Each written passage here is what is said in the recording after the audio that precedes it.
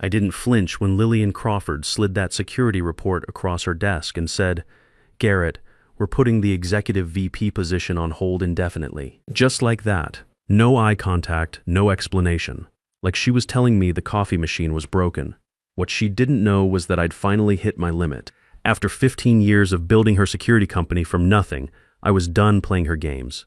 My name is Garrett Fleming. I'm 47 years old, and this is the story of how I learned that corporate loyalty only works when it goes both ways. Look, I'm not the type who makes waves. Never have been. I spent 10 years in the Marines before this, learned to follow orders and take care of my people. When I got out in 2001, right after 9/11's changed everything, I figured the corporate world worked the same way. Do your job, do it well, look out for your team, and leadership takes care of you. Man, was I wrong about that last part? I started at Fortress Risk Management when corporate America was scrambling to understand the new security threats. Lillian Crawford hired me specifically to build their security division from zero. Government contracts, executive protection, corporate data security, you name it. I developed the systems to handle it. 15 years later, Fortress pulls in $85 million annually in federal and corporate contracts. I built that capability from the ground up. Here's what I actually did for them. In 2019, when that Chinese hacking group tried to break into their client database, my threat detection systems caught the breach attempt 3 days before it would have activated. Saved them about $8 million in damages and federal penalties. When Hurricane Harvey hit Houston, I coordinated emergency security for 3 Fortune 500 companies, keeping their operations running while competitors went dark for weeks. I know every federal security contractor from DC to Dallas. I know which background check companies deliver solid intel and which ones cut corners. When there's a real threat at 3 in the morning, nobody calls Lillian Crawford. They call me, and I handle it. The thing is, Lillian always showed up for the victory lap. She'd walk into client meetings after I'd already solved all the problems, shake hands with agency directors, and act like she personally designed our security systems. Meanwhile, I'm the one pulling 16-hour shifts and missing my kids' school events to keep her contracts running smooth. Speaking of my kids, that's what made this whole situation critical. My daughter Brooke just got diagnosed with severe spinal problems requiring surgery. The procedure cost $180,000, and our insurance company denied coverage, calling it experimental treatment. My son Hunter's back from his second deployment in Syria, with shrapnel damage to his left leg. The VA's been shuffling his case around for 8 months while he can barely walk. My wife Carol's consulting business took a major hit during the recession, and we're looking at refinancing our house just to stay current on bills. I'm 47 years old. This executive VP promotion wasn't about my ego anymore. It was about securing my family's financial future. For the past 4 years, Lillian kept telling me the promotion was almost ready.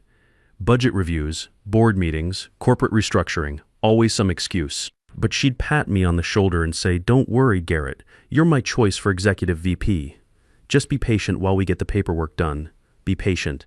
I'd been patient for 4 years while doing executive VP work for director pay. Patient while training new hires who made more money than me because they had MBA degrees and 0 real-world experience. Patient while Lillian's nephew, Jeremy, got fast-tracked to senior director after 14 months on the job. Yeah, Jeremy Crawford, fresh out of business school with his strategic management degree. Never spent a day running background checks or handling security threats. Kid couldn't secure a parking garage, but he's family, and that's all that matters at Fortress. The meeting that changed everything happened on a Tuesday afternoon in November. Lillian's assistant called me around 2 p.m. saying she wanted to see me at 3:30 for my annual review and career discussion. I figured this was finally it. After 15 years, I was going to get the recognition I'd earned. I put on my good suit, grabbed my performance folder, and walked into her office ready to accept the promotion we'd been talking about for years. Lillian was reviewing contracts when I came in, doing that executive theater where they make you wait while they handle urgent business. Standard power play. I've seen it everywhere from military command to corporate boardrooms.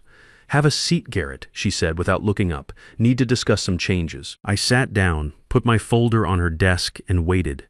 Finally, she leaned back and gave me that look. The look bosses give you when they're about to deliver bad news but want to act like it's no big deal. "Garrett, I'm going to be straight with you," she said. "The board decided to postpone the executive VP expansion indefinitely. Market conditions, federal budget constraints. You understand how these things work." I just stared at her. Market conditions. This is the same company that spent $120,000 on new executive office furniture last quarter. The same company posting record profits for 4 straight years. Lillian, I said, keeping my voice level, we've been planning this promotion for months. The job description was already written. She shuffled her papers. Actually shuffled them like we were discussing office supply orders. Things change, Garrett. Economic conditions require flexibility. The board needs to be conservative. What about adjusting my salary? I asked. I'm already doing the executive VP work. Shouldn't my pay match my responsibilities? That's when she looked away, started organizing those contracts again. Company policy keeps salaries aligned with official titles. Once the executive VP position gets approved, you'll be the first candidate. Not even a guarantee anymore, just first candidate. I sat there for a full minute, letting that sink in. 15 years. 15 years of building her security empire. Of making her look good in federal meetings. Of missing family dinners and weekend plans to keep her government contracts running. And this was what I got for it. When do you think that might happen? I asked, hard to say. Maybe next year. Maybe longer. Depends on how the market shapes up. Next year or maybe longer. Translation: never. That's when I understood the real situation. Lillian wasn't planning to promote me ever. She was planning to keep me right where I was, doing executive VP work for director pay until I retired or dropped dead. Why would she change anything? She had the perfect setup, all the results with none of the cost. I picked up my folder, stood up, and looked her in the eye. Thanks for letting me know, I said. My voice stayed calm, but something had changed inside me, something permanent. Don't worry about it, Garrett, she said, already turning back to her contracts. You're valuable right where you are. Just keep doing what you're doing. Keep doing what you're doing. The same line every boss gives when they want to keep taking advantage of you. I walked out of that office and closed the door behind me. The hallway looked the same as always, but something felt different, like I was seeing the place clearly for the first time in years. When I got back to my desk, I didn't open any project files. Instead, I opened my email and started looking through messages I'd been ignoring for months. Recruiters, headhunters, former colleagues who'd moved on to better jobs. Messages that all said pretty much the same thing. You're too good for Fortress. Come work somewhere that appreciates talent. I'd always deleted those emails before. Loyalty? You know. But sitting there staring at my computer screen, I started thinking maybe loyalty was supposed to work both ways. And Fortress had been going in the wrong direction for years. One email caught my attention right away. Subject line was simple: coffee and conversation from Wesley Porter, CEO of Pinnacle Security Group. I knew the name. Everyone in Dallas security knows Pinnacle. They started as a small protective services company. But in the last 5 years, they'd grown into serious competition for the big players. Government contracts, major corporate accounts, even some of the homeland security work that used to go automatically to companies like Fortress. Word around town was that Porter ran things differently. Paid well, treated people right, actually listened to his security managers instead of just telling them what to do. I clicked on the email. Garrett, I've been watching your work at Fortress for years. Your threat response record and safety numbers are the best in the Southwest. If you're ever interested in talking about leadership opportunities, I'd love to buy you coffee. No pressure, just curious about your thoughts on where the industry's heading. No pressure. But the thing was, it didn't feel like a sales pitch. Most recruiters send you these generic messages about exciting opportunities without even knowing what you do. This guy had done his homework. I stared at that email for about 10 minutes, then closed my laptop and went home. Carol was in the kitchen making dinner while the kids handled homework at the table. Normal Tuesday night routine. But I couldn't shake the feeling that everything was about to change. How was your meeting with Lillian? Carol asked without looking up from the stove. About what I expected, I said, which was true in a way. She gave me that look. 22 years of marriage, and she can read me like a book. That bad, huh? Brooke looked up from her algebra homework. Dad, is everything okay? That's when it hit me. My daughter shouldn't have to worry about whether her father's okay because of some corporate politics. She should be focused on being 17 and figuring out which colleges she wants to visit next year. Everything's fine, sweetheart, I said. Just work stuff. But it wasn't fine, and Carol knew it. After the kids went to bed, we sat on the back porch with a couple of beers, and I told her what really happened in Lillian's office. 15 years, she said when I finished. 15 years, and they won't even give you the title for work you're already doing. That's about the size of it. She was quiet for a minute, looking out at our backyard. We'd bought this house 13 years ago, right after Hunter was born. 3 bedrooms, 2-car garage, good school district, the American dream, Texas style. But dreams cost money. And money requires a steady paycheck with room for growth. You know what I think? Carol said finally. I think you should call that Porter guy. I looked at her. You sure about that, Garrett? You've been loyal to Fortress longer than we've lived in this house, but loyalty's got to work both ways. If they don't see your value after 15 years, maybe it's time to find someone who does. The next morning, I responded to Wesley Porter's email. Mr. Porter, I appreciate you reaching out. I'd be interested in that conversation. When works for you? He replied within an hour. How about Saturday morning? There's a diner called Murphy's on Elm Street that makes great coffee and keeps things quiet. 9 a.m. work. Saturday morning I drove over to Murphy's. It's one of those old-school places where security contractors grab breakfast before heading to job sites. Red vinyl booths, coffee that could strip paint, and waitresses who've seen it all. Perfect place for a private conversation. Porter was already there when I arrived, sitting in a corner booth with a cup of coffee and what looked like project plans spread out on the table. He stood up when he saw me coming. Average height, maybe mid-40s, with the kind of firm handshake that tells you he spent time doing actual security work instead of just sitting in boardrooms. Garrett Fleming, I said. Wesley Porter, thanks for coming out on a Saturday. We shook hands and sat down. Wesley folded up the plans and set them aside. Hope you don't mind if I skip the small talk, he said. I've got a problem, and I think you might be the solution. I liked him already. Straight shooter. Pinnacle's growing faster than we can handle, he continued. We've got 5 major federal contracts starting in the next 6 months, plus emergency response agreements with 6 agencies. I need someone who can coordinate all that without everything falling apart. Sounds familiar, I said. He smiled. I bet it does. Look, I'll be honest with you.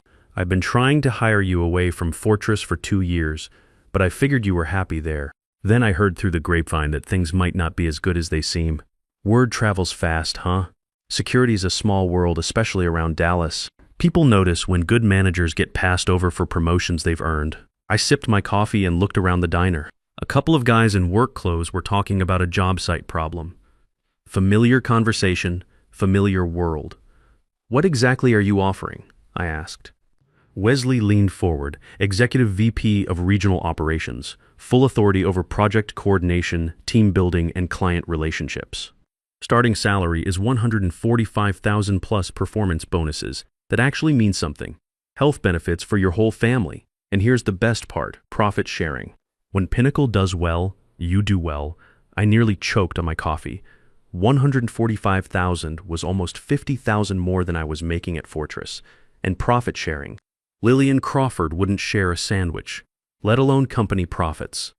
There's more, Wesley said. I know you've got kids heading to college soon. Pinnacle has an education assistance program. We'll cover up to $15,000 per year in tuition costs for employees' children. Now he really had my attention. Brooks' surgery was going to cost us nearly $180,000 between the procedure and recovery. Hunter's college fund was solid, but not solid enough for 4 years at a good university. Why me? I asked. You could hire someone younger, cheaper. Because I don't want someone younger and cheaper, Wesley said. I want someone who knows what he's doing. Someone who can handle a crisis at 3 a.m. without needing hand-holding. Someone whose team actually respects him instead of just following orders because he's the boss. He pulled out a single sheet of paper and slid it across the table. This is our safety record for the past 3 years, he said. We're good, but we could be better. Your teams at Fortress have the best safety numbers in Texas. That's not luck. That's leadership. I looked at the numbers. Pinnacle was definitely solid, but Wesley was right. They could improve, and I knew I could help them get there. What's the timeline on this? I asked. I'd like to have someone in place within 2 weeks, Wesley said. But for the right person, I'm flexible. He stood up and left a 20 on the table for coffee that probably cost $6. Think about it over the weekend. Call me Monday if you're interested. If not, no hard feelings. And this conversation never happened. I drove home thinking about Carol's words. Loyalty's got to work both ways. That night, I sat in my home office looking at our family budget spreadsheet. Brooks' surgery costs, Hunter's upcoming college applications, the mortgage, Carol's business expenses, all the regular costs of a middle-class family trying to stay middle-class in an economy that kept making it harder. Then I thought about Lillian Crawford shuffling papers when she told me to keep doing what I was doing. The way she looked right through me like I was office furniture. I picked up my phone and dialed Wesley Porter's number. "Wesley, it's Garrett Fleming. If that offer's still good, I'm interested." "It's good," he said. "Welcome to Pinnacle Security." Monday morning, I walked into Fortress Risk Management with my resignation letter in my jacket pocket. 2 weeks' notice, professional and clean. No point burning bridges, even when those bridges were already falling down. I had a normal morning. Checked on the Harrison account security review. Looked over protocol updates for the federal building contract. Answered a few emails from field teams. Just another day at the office, except it was going to be my last normal day for a while. Around 10 a.m., I knocked on Lillian's door. "Come in." She called out. I walked in and sat down without waiting for an invitation. Lillian looked up from her computer screen, probably checking her stock portfolio or something equally important. "What's up, Garrett?" I pulled out the letter and placed it on her desk. "I'm submitting my resignation." "Lillian, 2 weeks' notice, standard procedure." She stared at the letter like it was written in Chinese. Then she looked up at me with this confused expression, like I just told her the building was on fire. "Resignation? Garrett, what are you talking about? I'm taking a position with Pinnacle Security Group, Executive VP of Regional Operations. My last day here will be Friday, November 22nd. Now she was paying attention. Lillian picked up the letter and read it, her face getting redder with each line. "Pinnacle Security. They're our competition, Garrett. They're our direct rivals. They're the company that offered me what you wouldn't," I said.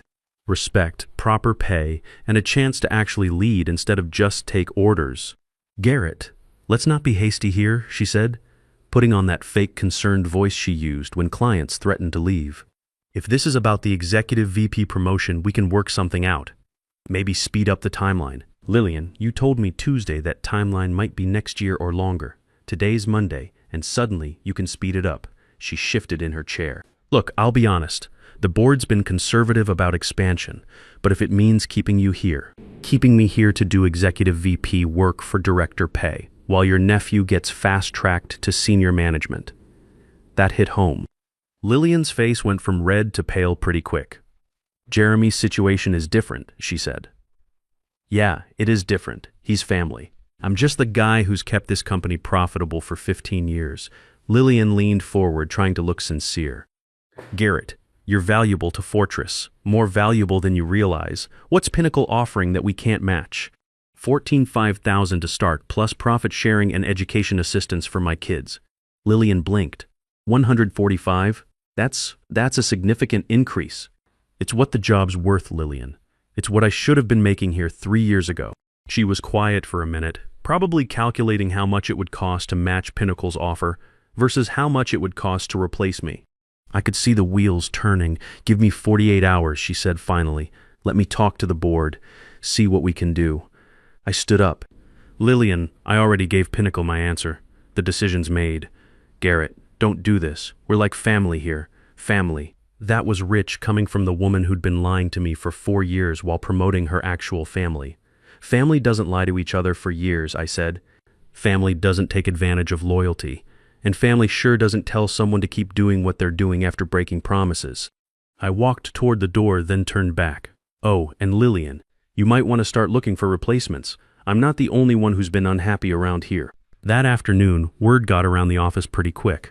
Security's a small world, and news travels fast. By 2 p.m., 3 of my key people had stopped by my office. Danny Walsh came in first. Danny's been my operations coordinator for 7 years, knows every contractor and federal contact in Texas. The kind of guy who can solve problems before they become emergencies. "Is it true?" he asked, closing the door behind him. "Yeah, it's true." 2 weeks' notice as of this morning. He sat down in the chair across from my desk. "Where you headed?" "Pinnacle Security Group, Executive VP of Regional Operations." Danny nodded slowly. "They're good people. I've worked with some of their teams on joint projects. Professional outfit." "Danny, you know I can't recruit you while I'm still employed here." "That wouldn't be right, I know," he said. "But hypothetically speaking, if someone were to leave Fortress and go to work for Pinnacle, would there be opportunities for experienced coordinators?" "Hypothetically speaking, I'd imagine Pinnacle's always looking for good people. Good to know. Danny said, standing up. Congratulations, Garrett. It's about time someone recognized what you're worth. 20 minutes later, Monica Sanders knocked on my door. Monica's our best intelligence analyst, graduated from Georgetown with honors in security studies.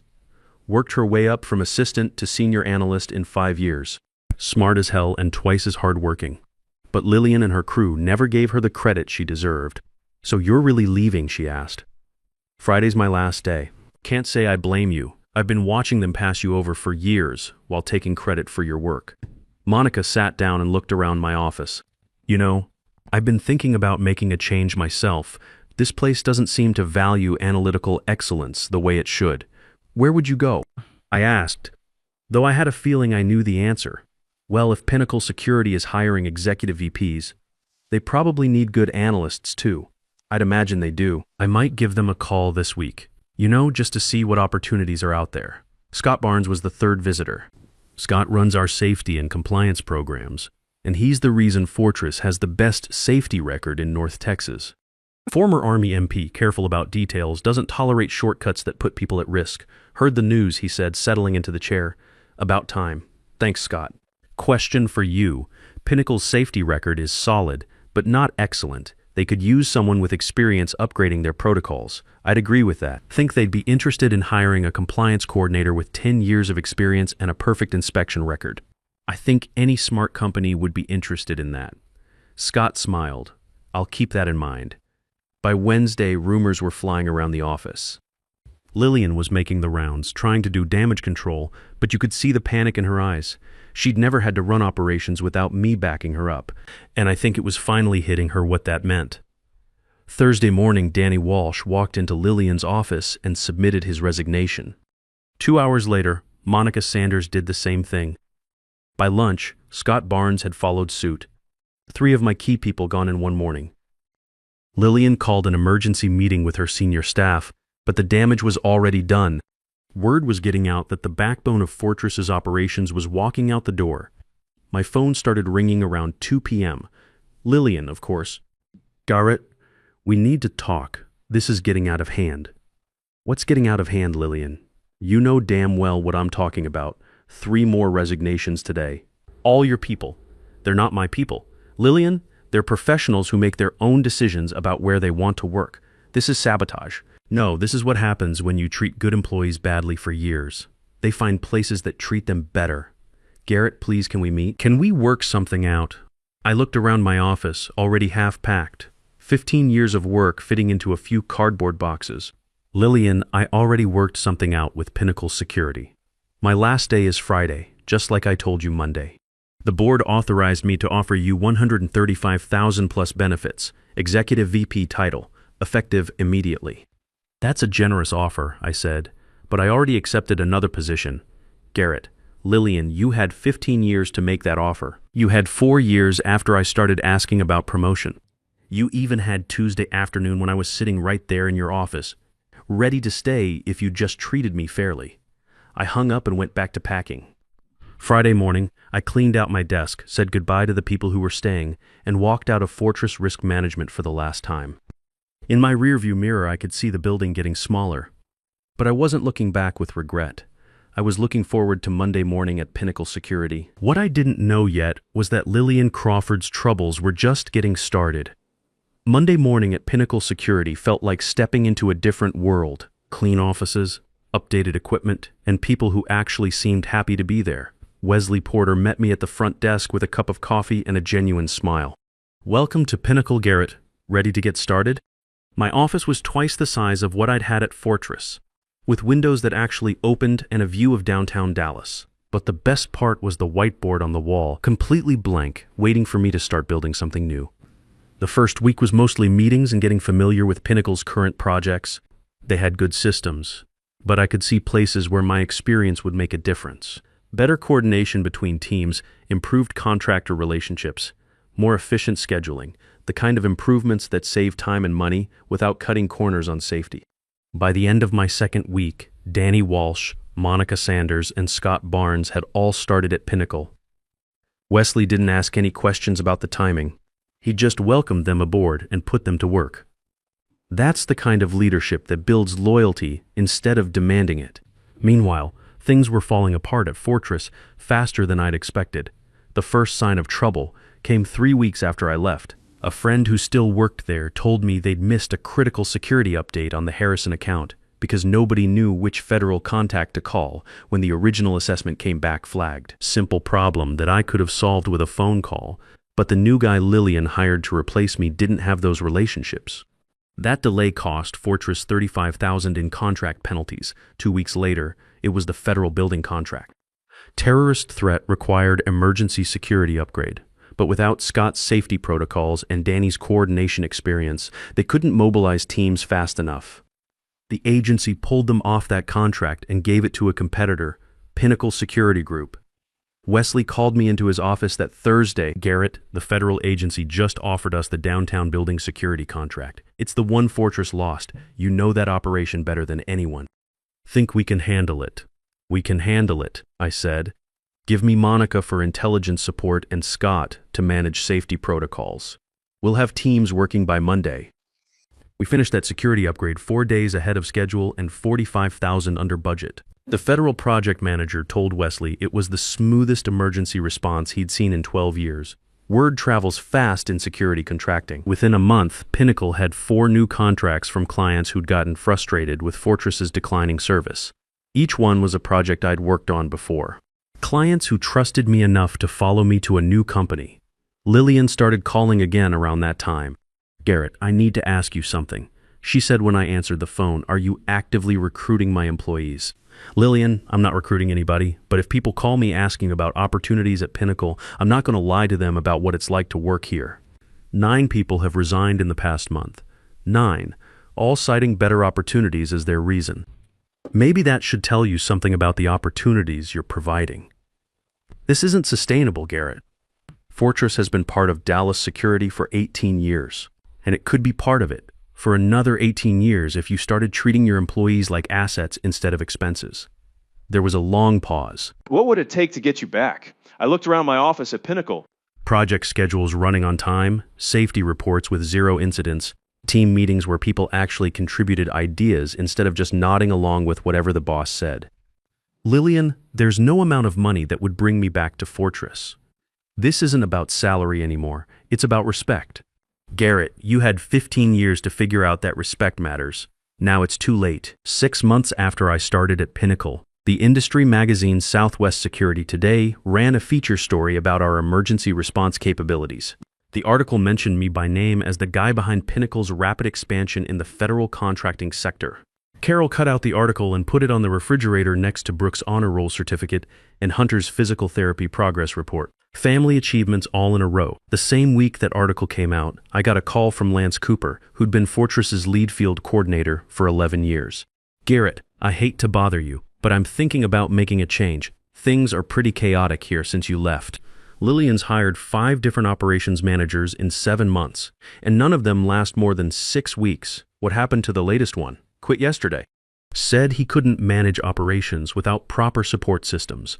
I knew exactly what he meant.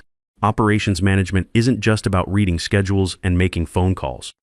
It's about relationships, knowing how things work, and understanding how all the pieces fit together. You can't hire that off the street. Pinnacle's always looking for experienced coordinators. I told Lance, if you're interested, send me your resume. Lance Cooper started at Pinnacle 2 weeks later. A year after I left Fortress, Wesley Porter promoted me to Senior Vice President with a 15% raise and expanded responsibilities for all Southwest operations. The promotion came with a corner office and a parking space with my name on it.